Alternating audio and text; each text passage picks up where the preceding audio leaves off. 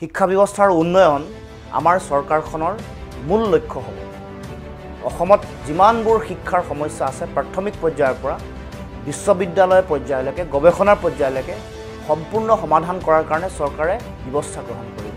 ৰাজ্যৰ প্ৰতিখন প্ৰাথমিক বিদ্যালয়ত শ্ৰেণী অনুসৰি এজনকৈ শিক্ষক দিয়াৰ ব্যৱস্থা গ্ৰহণ কৰা হ'ব।